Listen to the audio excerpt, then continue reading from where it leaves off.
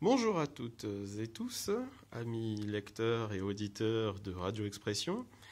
Nous avons souhaité faire avec vous cette vidéo justement pour partager une information, car nous avons fait des recherches pour vérifier quel était le drapeau palestinien avant la création de l'État d'Israël en 1948.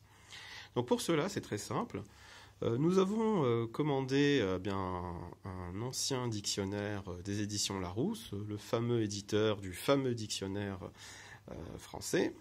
Et donc c'est une commande qui a été réalisée sur le site adbook.fr.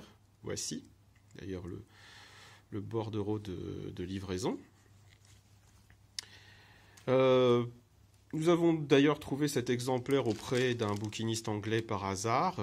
Et voici le timbre-poste. Voilà. Vous voyez qu'il est expédié de Grande-Bretagne, Great Britain, avec la date. Et voilà, donc tout simplement, nous avons souhaité vérifier à partir de ce dictionnaire-là, puisque si vous vous rappelez, les dictionnaires, si vous en avez eu, justement, représentent les drapeaux des pays. Donc, nous avons commandé un dictionnaire Larousse de 1939, vous pouvez vérifier d'ailleurs 290e édition. Vous pouvez vérifier aussi l'année, vous pouvez même arrêter, la vidéo est en haute définition.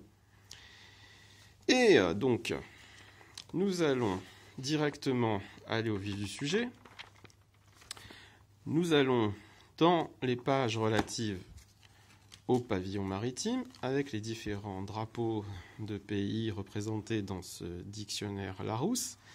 Et là, qu'est-ce qu'on voit? Que le drapeau de la Palestine est représenté avec une étoile juive qui est un symbole, qui est l'étoile de David, et pas du tout avec la lune et l'étoile qui seraient des symboles musulmans ou autres.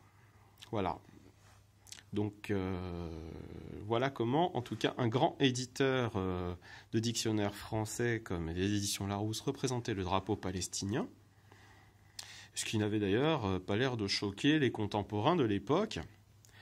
Et partant de là, il y a une question qui se pose, qui est la question de savoir comment se fait-il que le drapeau de la Palestine en 1939 était avec une étoile de David, qui est un symbole juif, et pas un symbole musulman.